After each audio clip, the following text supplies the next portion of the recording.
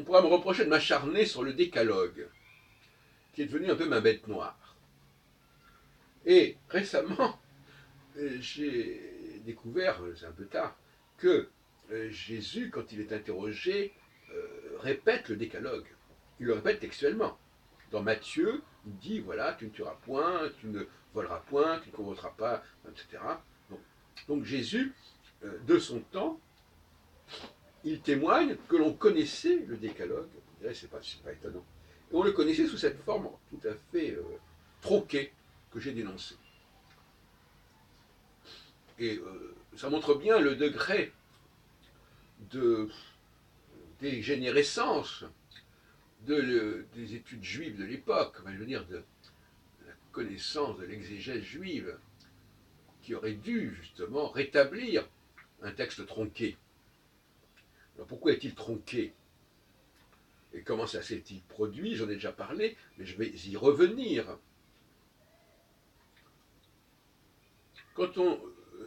D'abord, il faut rappeler, mais ça, même les rabbins le rappellent, que les 10 commandements, ce n'est qu'un tout petit élément des 613 mitzvot.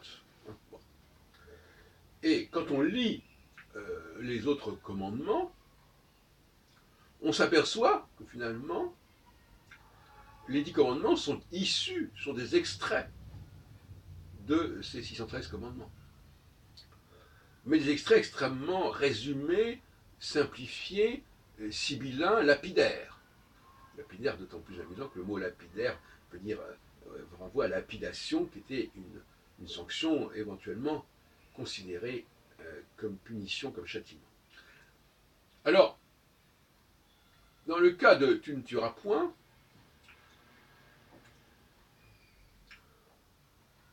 qu'est-ce que ça veut dire? J'ai déjà dit à quel point il était suspect que tu ne tueras point fasse l'objet d'un verset à lui tout seul, alors que la taille des versets dans la Bible est de plusieurs lignes.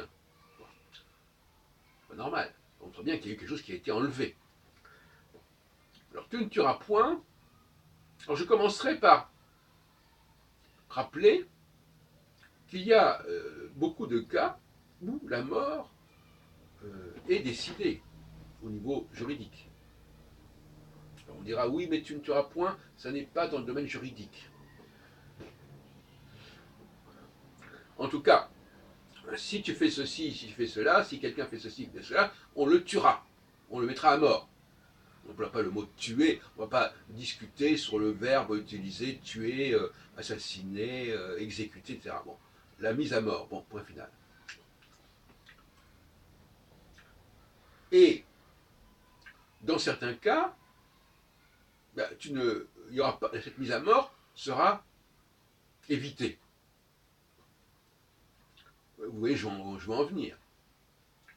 C'est-à-dire que on pourra tuer, on devra tuer dans telle et telle situation, mais pas dans celle-là.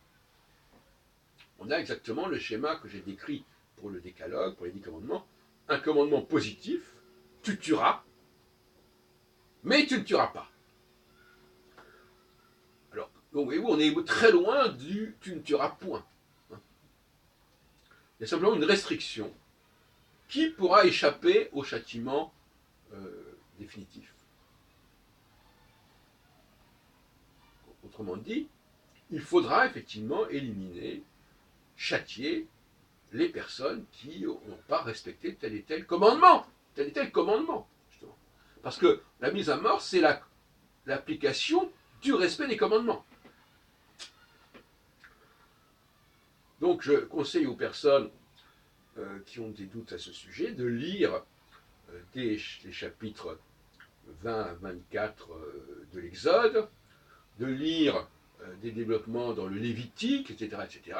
Ils verront, ils vont se plonger dans l'océan des mitzvot et ils verront que les 10 commandements ne sont que la partie émergée de l'iceberg des mitzvot.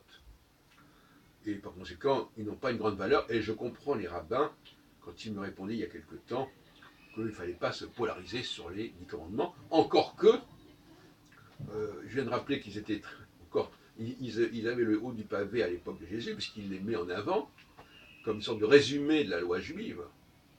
Et encore que, c'est quand même bien ces 10 commandements qui trônent dans toutes les synagogues, tout en haut, au sommet, voilà, avec les 10 débuts de phrases des 10 commandements, qui sont d'ailleurs assez hermétiques, puisqu'on ne donne que les premiers mots de chaque commandement. Donc la personne qui est déjà que l'hébreu n'est pas une langue évidente, alors, en plus on ne donne même pas le texte complet. Bon, voilà. Et puis alors, je terminerai sur une note un peu plus symbolique, mais qui me paraît donner le ton de mon propos, à savoir le sacrifice d'Isaac. Le sacrifice d'Isaac, qui, on sait, dans le livre de la Genèse, dans l'histoire d'Abraham, Abraham se voit ordonner, donc commandé, de sacrifier son fils en holocauste, comme je pense, enfin peu importe, à son Dieu. Et donc on connaît l'histoire. Alors on a aussi le fait que les musulmans, ils voient mettre plutôt Ismaël que Isaac. Je ne rentrerai pas dans le détail sur ce débat, d'ailleurs peu m'importe de cette manière. Mais, donc le premier temps, c'est tu vas tuer ton fils. Tu vas me le donner en sacrifice. Paradoxe, dans la mesure où on avait promis à Abraham, bon, descendant d'un, c'est peut-être avant ou après ce moment-là, on ne sont pas dans le détail. Donc Abraham arrive sur le terrain où il avait l'intention de faire le bûcher, ou l'autel. Son fils est là, il lui demande où est l'agneau qu'on va sacrifier, parce qu'il n'était pas au courant, le fils Isaac. Né miraculeusement d'ailleurs, comme on sait, de Sarah, et annoncé au chêne de Mambré, par 3 personnages. Toujours dit qu'on va le tuer. Et lorsque Abraham est prêt à tuer son fils, il ne le tue pas parce que il y a un ange qui lui dit tu ne tueras pas ton fils. Tu ne tueras pas ton fils. Bien que je te l'ai ordonné, tu ne le tueras pas. Donc là encore, voyez-vous, si on garde le tu ne tueras pas, on l'isole du contexte, voilà, on arrive nulle part. Ou plus exactement, on a une sorte de loi générale qui est absolument impraticable. Quand on sait d'ailleurs à quel point, par exemple, on dit dans la Bible que les Hébreux ont dû tuer et même anéantir des populations entières qui étaient dans la terre promise et dont il fallait se débarrasser. Donc, voilà. Donc, je crois qu'il faut prendre ses distances par rapport au décalogue, rétablir le contexte, rétablir éventuellement le texte,